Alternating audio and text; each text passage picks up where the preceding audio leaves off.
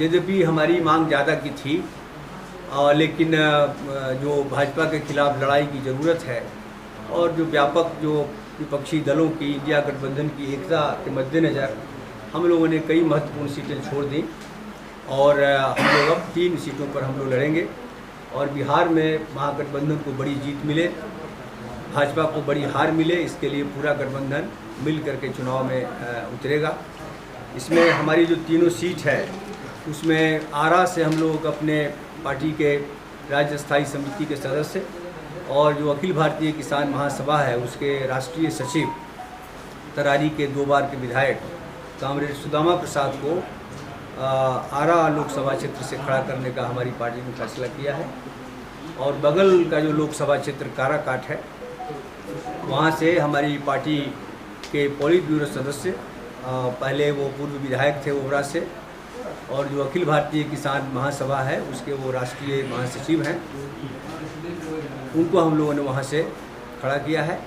और नालंदा से हमारी पार्टी के पालीगंज के विधायक कामरेड संदीप सौरभ को हमने वहाँ से खड़ा किया है। आप सभी जानते हैं कि जो विगत जो रोजगार के सवाल पर जो आंदोलन हुआ शिक्षकों का, उनमें बड़ी भूमिका थी। वो हमारे पूर्व महासचिव रहे हैं, JNU के आयशा के महासचिव रहे हैं। ये 3 लोगों का को हम लोगों ने लोकसभा में उतारा है। और एक जो सीट उपचुनाव होने जा रहा है अगियाँव विधानसभा क्षेत्र का, वहाँ से हम लोगों का जो RY है इनकलाबी नौजवान सभा, उसके राज्य सचिव कामरेड शिव प्रकाश रंजन, उनको हम लोगों ने वहाँ से खड़ा किया है। उस क्षेत्र में जो भी शिक्षा के सवाल पर आंदोलन चले, रोजगार के सवाल पर आंदोलन जो चले हैं उसमें उनकी बड़ी भूमिका रही है। उसी विधानसभा क्षेत्र से वो आते हैं। तो ये हम लोगों का अभी 3 लोकसभा और 1 जो विधानसभा उपचुनाव है उसमें कैंडिडेट खड़ा हो रहे हैं।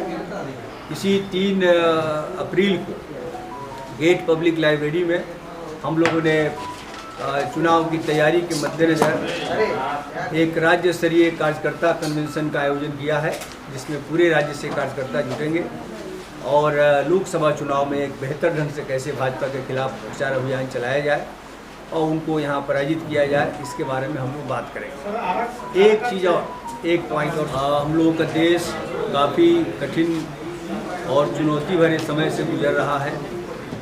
देश का लोकतंत्र गंभीर खतरे में। पहले तो कहा जाता था अघोषित इमरजेंसी है, लेकिन हाल में ऐसी घटनाएं घटी हैं और लगातार घट रही हैं जिससे अब अघोषित नहीं घोषित इमरजेंसी का नज़ारा पेश हो रहा है।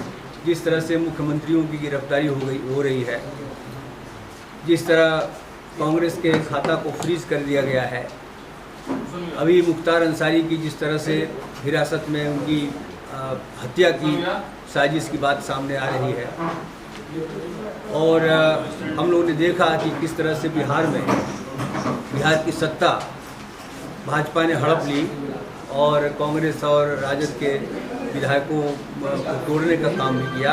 और जो विधायक टूट नहीं सके, जिनको खरीदना संभव नहीं हुआ, ऐसे विधायकों को झूठे मुकदमे में फंसाने का खेल भी जारी है।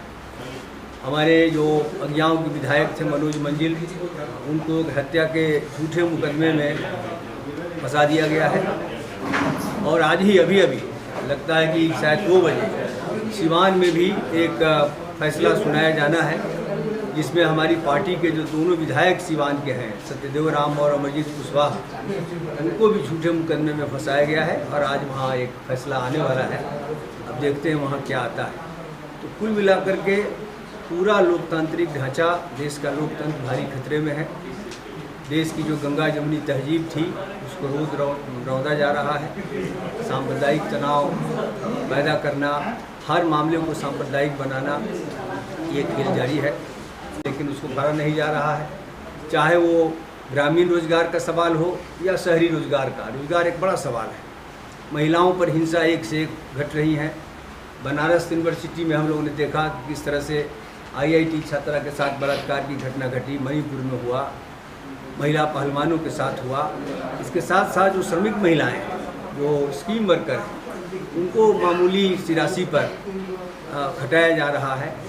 शिक्षा की हालत ऐसी हो गई है जो नई शिक्षा नीति है उसका जिस ढंग से निजीकरण और संभ्रांतिकरण हो रहा है, तो आगे आने वाले समय में गरीब परिवार के बच्चे उच्च शिक्षा हासिल ही नहीं कर पाए। तो एक बड़ी चुनौती देश के सामने है और ऐसे दौर में ये चुनाव हो रहा है। चुनाव के पहले चरण के नामांकन का काम खत्म है, दूसरा चरण में हम लोग आज हैं। चुनाव प्रचार भी शुरू है और हम लोग इन्हीं जो पहले हम लोगों ने बताए ऐसे ही प्रमुख मुद्दों के साथ हम लोग उतर रहे हैं। और बिहार में ख़ास तौर से जो न्याय का संहार हुआ है, हमारे जो मनोज मंजिल जो विधायक रहे हैं उनके साथ जो हुआ और उनके साथ साथ जो कुल 23 लोग आजीवन कारावास की सज़ा दी गई है, तो ये न्याय का संहार है। जो बड़े बड़े जनसंहार हुए उसमें सब बरी हैं और झूठे मुकदमे में विधायक को फंसाया जा रहा है। ये सब एक बड़ा एक लोकतंत्र पर, एक यहाँ के लोकतांत्रिक संरचना पर, ढांचे पर एक बड़ा हमला है। इन सब सवालों के साथ हम लोग भी चुनाव प्रचार में उतरे हुए हैं। आप सबों को पता है। तो ऐसे ही तमाम खबरों के लिए आप सभी बने रहिए हमारे साथ और देखते रहिए बिहार उज्जवल न्यूज। अब तक हमारे YouTube चैनल को सब्सक्राइब नहीं किया है तो जल्दी से सब्सक्राइब कर लीजिए। फेसबुक पेज को भी फॉलो कीजिए। वीडियो पसंद आए तो खूब लाइक कीजिए, शेयर कीजिए, कमेंट कीजिए। वीडियो देखने के लिए आप सभी का धन्यवाद।